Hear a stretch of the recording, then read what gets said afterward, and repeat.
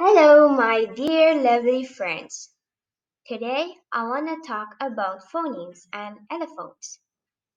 But before that, I want to introduce myself. Well, hi guys, I'm Fatiatul Jihad, but some people also calls me as Wafa. I'm a student of Unila and I study in the English department. The reason why I make this video is to fulfill the midterm exam of Introduction to Linguistics. And I would like to thank our lecturer, Miss Lily Soliha, as the lecturer of Intro to Linguistics subject. So next, phonemes. What are phonemes? Phonemes are abstract mental representations of the phonological units of a language. They are a mental reality. Phonemes do not exist outside our mind, but they exist in our mind. Well, in phonemes, we will find a new concept. In phonemes, you will learn about minimal pairs. So, what is a minimal pair? Well, you guys could see here that there are 12 words differing only in their vowels. Bit, beat, pet, pet, bait, bite, boot, but, boot, bought, bout, and but. Well, from the minimal set of the words above, we can infer that English has at least 12 vowel phonemes. And yeah, back again to minimal pairs. So, any two of the words just now that I just told you forms a minimal pair. Minimal pair, which are two different words that differ in one sound. The two sounds that cause the word difference belongs to the different phonemes. Jadi kalau ngomongin soal minimal pairs or pasangan minimal, merupakan dua kata berbeda yang satu bunyinya itu beda, membuat sebuah perbedaan dari dua kata itu. Maka dapat disebut sebagai pasangan minimal. Nah, terus kedua bunyi yang berbeda tadi menyebabkan mereka itu dapat digolongkan sebagai phonemes yang berbeda. So, minimal pairs makes us easier to know about phonemes, to understand about phonemes. Well, here is for the existence. We could provide a minimal pair of the word bid and bed. If you take two phones, for example, and e, you know purely as pure sounds, so in the physical reality, they are two different phones. But once they make a difference, make a semantic difference, you can say they form a minimal pair. And once you have a minimal pair for two sounds in question, such as the phone of and e, then the conclusion is that in this language, in English, the phones of and e are two different phonemes. Jadi sebagai contoh kita ambil sebuah pasangan minimal dari kata bed dan pet. Nah, jika kita mengambil dua bunyi dari dua kata itu, yaitu bunyi dan e, maka kita akan mengetahui bunyi aslinya. Jadi dalam bentuk nyatanya atau secara tertulisnya, di situ terdapat dua bunyi yang berbeda.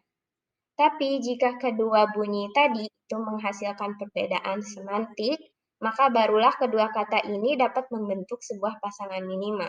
Dan ketika kita punya sebuah pasangan minimal dengan dua bunyi yang berbeda, seperti dan e contohnya, maka kesimpulannya dalam bahasa Inggris, dan e merupakan dua phonemes yang berbeda. Seperti yang saya katakan tadi, minimal pairs ini memudahkan kita untuk dapat memahami perbedaan phonemes atau untuk paham gimana cara ngebedain phonemes itu atau dari bunyinya. And next is allophone. So, let me take another sound. Listen to me. Thick, stick, bitter. Well, the fact is that in English, if you want to pronounce the word thick accurately, you need something else. In English, it's not the thick. No, don't say like that. It's the thick. When you want to pronounce this word in English, you just don't say it the. You just say it the with a lot of puffs. So this puff of air, which is indicated by using the superscript H, this is called aspiration. And we describe the word stick. You see the word stick there? Yeah, we describe that as a non-aspiration because it doesn't has any superscript H. And in bitter, we find the verb er, so it's like an R. Now, as this vowel nasalization, swapping these sounds around will not change word meaning. If we pronounce bitter with a T or with an aspiration T, like picture, it will not change the word too. So the conclusion is the three variants of the do not constitute three different phonemes. They are rather three allophones of the phonemes. Nah, jadi di sini kita ada tiga kata, yaitu thick, stick, dan bitter.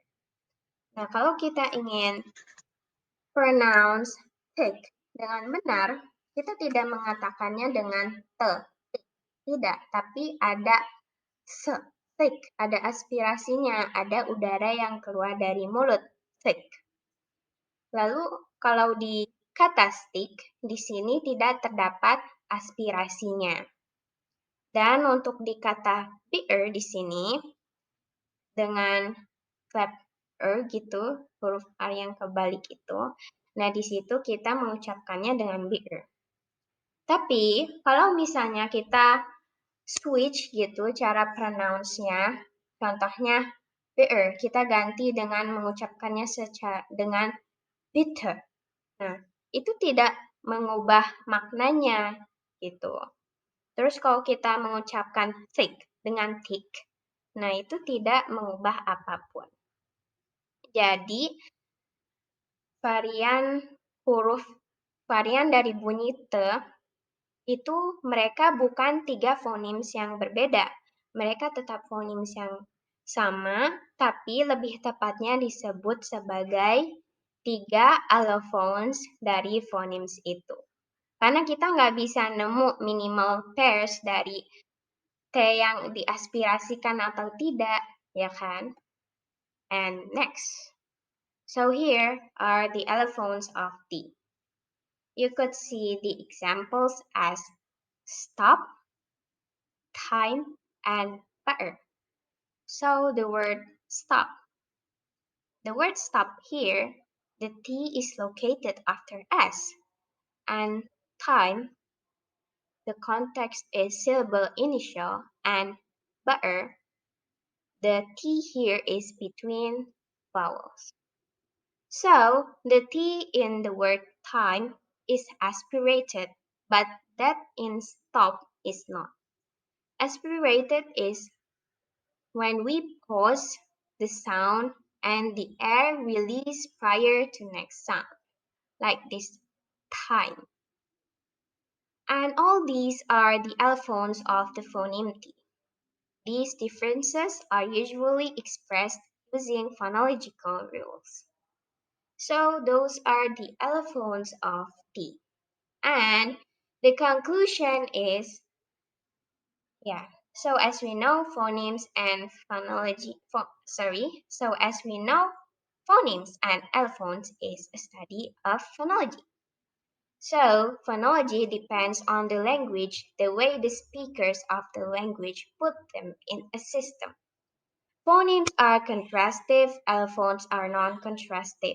If you hear the word contrast, so it's like phonemes contrast the meaning. Jadi kalau phonemes itu mempengaruhi maknanya gitu dengan perbedaan bunyi. Meanwhile, allophones are non-contrastive. Nah, kalau allophones ini tidak mempengaruhi kontras meaningnya, jadi dia nggak mempengaruhi. And phonemes have unpredictable distribution, meanwhile allophones have predictable distribution. Kalau phonemes itu tidak punya distribusi yang dapat diprediksikan, sementara alphone itu punya distribusi yang dapat diprediksikan. So those are all of my explanation about phonemes and allophones. Thank you for watching. Love you guys. See ya.